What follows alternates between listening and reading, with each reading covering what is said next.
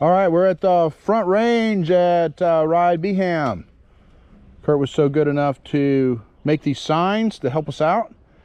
And we've changed the order of progression up a little bit now that we've ridden all of these chutes more than once. It's a minor change, but one chute that we thought was going to be really hard is actually not as hard as what we thought it was going to be after having run it. So what we're going to do today is we're going to ride all these chutes in the order of progression, easiest to hardest in our opinion. That way, if you just want to come out here and you want to ride these chutes, you know which ones to do first. And hopefully this will be a more concise presentation of the other videos I've done. So how to get here, I've got a video on that, but Kurt made it even easier. And you just go down Chiropractor and you look to the right, and there's a sign that says the Front Range Connector. So you get on that trail. To the right, it's just a fun little cross-country trail, and you're going to come down this little chute, and then you have a decision. You're going to go to the right to do some trails, or you're going to go to the left over here, and you'll see what I mean as we get going. Today we're going to start off with the right, with the easiest trail, and start working our way to the hardest. Let's get it done. All right, so we're gonna hit the first in terms of difficulty is Disco Chicken. We made a right. We stay right here at this cutoff where it says more trails, and then we're gonna roll over here, and it's gonna be the third trail from the far right here. Here it is.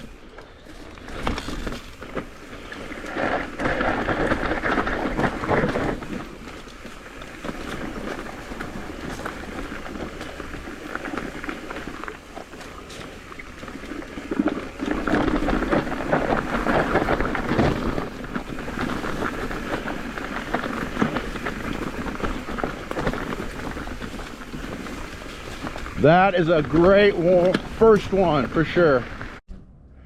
The next one in the progression that we're going to do after this Disco Chicken, which is the first one we did in progression, is just right to the right of Disco Chicken. Let's go for the ride. What's it called, Kurt?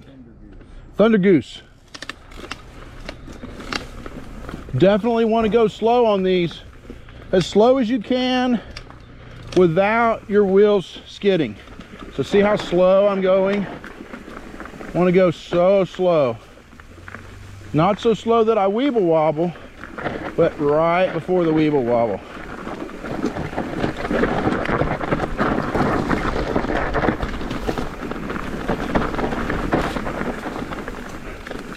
And this can be rolled. If you're interested in riding this kind of stuff, definitely encourage you to catch one of my Ground Control 1 courses. I teach those very regularly at Oak Mountain State Park. All I'm using on each one of these chutes are the skills I teach in that course. While they are foundational skills that everyone must learn, on these particular chutes, you're having to execute it at the highest level. So the basics always come through. A lot of times people will hit me up and they'll want to hit these chutes and skip all of the GC1 material. And to me, that's kind of like skipping from a white belt to a black belt. Too much needs to be learned on the different colored belts before you get to a black belt. So I'd highly encourage you, if you don't want to get hurt, then to take GC1. And there's still no guarantee that you won't get hurt, but it definitely decreases your chances. All right, let's get this next one done. This will be the third one, third trail in the new progression. This was the original line down to the parking lot. I believe Andrew maybe first cut it. And this one still scares me quite a bit. Actually, the traction's got worse and better on it. Worse in that the roots are really getting exposed, so don't ever hit this in the wet or the rain unless you are just a phenomenal rider. I would never hit it in the rain. All right, I'm gonna be quiet and start thinking about my riding.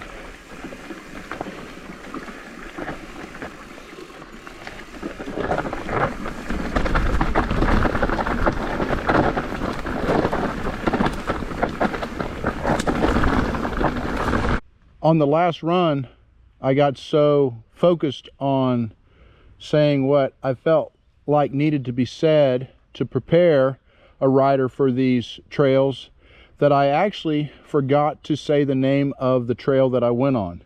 It's called Swamp Donkey. So that's the trail that I just did. And now basically what I'm going to do is I'm going to do Swamp Donkey again, but I'm going to get to it by going down Meet Pogo. And this is a little bit harder, as you'll be able to see, because I'm actually entering the most difficult part of Swamp Donkey with a inside left corner, which is going to make me have to corner in the rowdiest part of the whole trail. So it's a step up from just doing the regular Swamp Donkey to go down Meet Pogo. Stay right, don't get on Meet Pogo all the way down, but stay right, which is going to make you enter Swamp Donkey on the left. You'll see what I'm talking about. You'll recognize it. All right, let's get it done.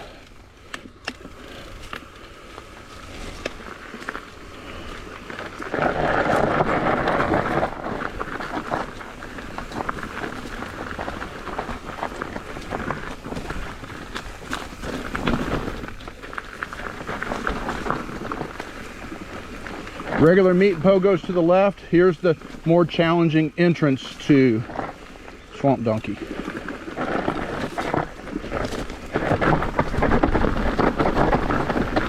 See what I mean? Freaking gnarly. We only have 2 more to go. We have Meet Pogo all the way down, and then we have the most challenging one, which is the very first one you see to the left when you come in the parking lot at Rye Beeham. It's the most picturesque one for sure from the parking lot. But before I get that one done, I got to get Meet Pogo done, and it's no joke. This is one that definitely is way harder than it looks.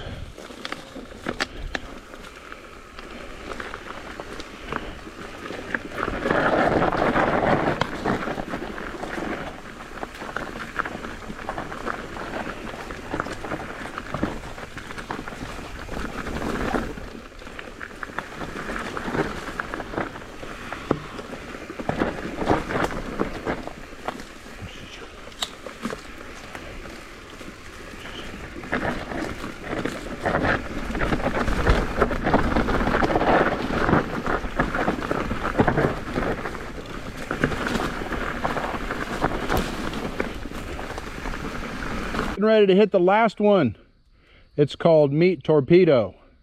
I don't know if it's the hardest or just the most intimidating with the highest risk, because you cannot crash off to the right. There's a lot of exposure there. So if you're going to crash, you better crash left. All right, enough of that thinking about crashing. I'm not thinking about that anymore. Meet Torpedo. This one you get to by staying as far right as possible.